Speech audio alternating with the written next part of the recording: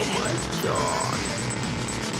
I can't believe this. I can't believe this.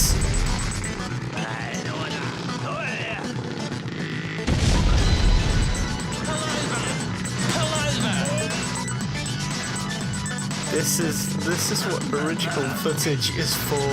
Oh my god.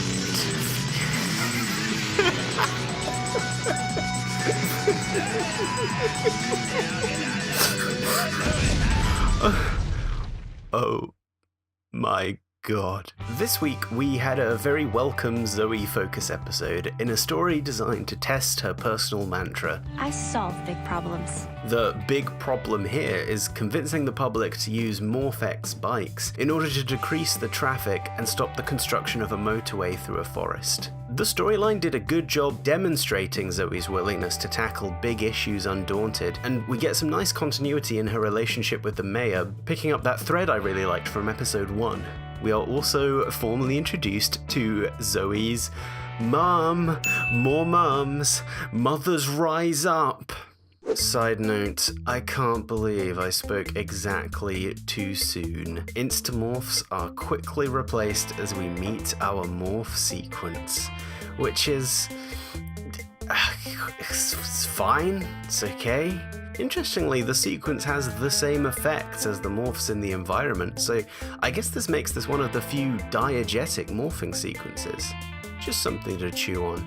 As I had hoped, this episode brings the environmental message hard, but also elegantly. The way it can easily fit into the show's overarching plot and lore means that it's a much less clunky B-plot than overtly environmental ones might be in other seasons. This is a slightly intangible thing, but I really like how this season has an interesting relationship between technology and nature. The Rangers themselves are both animal and machine, and using technology to aid the environment rather than replace it has played a big part so far. It's a pretty interesting nuance where most seasons are strictly animal or machine, and I'd like to see the show play with that more. Where things did get clunky was in Zoe's backup plan to move every single creature out of the to-be-demolished forest in their own little boxes. Like, how long did that take for just the 4 of them? And they're getting everything. They're bagging up the worms.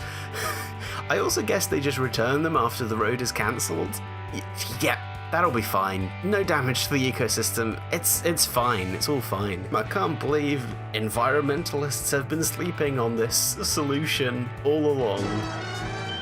There's some good Decepticon-style squabbling among the villains, and I'm enjoying Scrozzle more now that he's establishing himself as the Starscream of Beast Morphers. I hope he has treachery and a personal agenda that plays out more in future. I also like how the avatars are taking center stage over the monsters of the week. They got to do most of the heavy lifting instead of the Needle robot, which helps build a longer-lasting rivalry between Rangers and villains, rather than the Rangers always having to square off against disposable threats. The budding rivalry between Zoe and Roxy is great, with an almost begrudgingly respectful dynamic between the two in their showdown. I enjoyed that.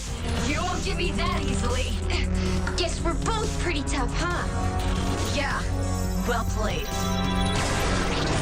While the credit for this largely belongs with Go Busters, I'm digging the Zord fights in Beast Morphers so far, and the Zords are usually my least favourite part of the Power Rangers episode. Here they've been structured a bit differently, so that sometimes there's another battle going on down on the ground, or having additional Zords show up partway into the fight to change the dynamic. These steps make the Zord sequences more interesting and layered, and this, along with the show's willingness to hold off on forming the Megazord, has stopped the sequences from feeling so formulaic.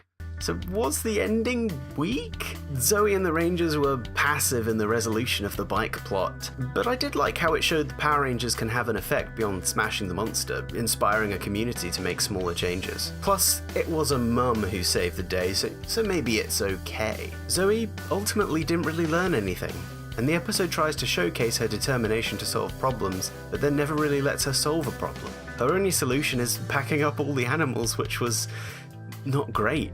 I think it was a good idea to test her problem solving and resolve, but the episode could have been more creative with the way she overcame the problem. I feel like the episode was maybe trying to push a teamwork angle, that try as hard as you might, you will need others to help you solve problems. This was expressed through the conversation with Nate, as well as the fact of Zoe's mum being the one responsible for the bike's success. However, this element didn't quite gel for me, possibly because there needed to be a theme of teamwork more obviously present in the Ranger plotline as well, and have it fully click on screen for Zoe in order to drive it home. Or maybe it's just because I would have preferred Zoe get there on her own steam.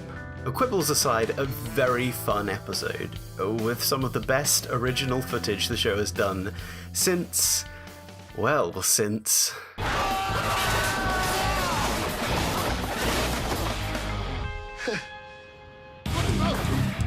So there's no episode next week, and so no review because of the Nickelodeon Awards? I don't know. So I'll see you in a bit for episode 4.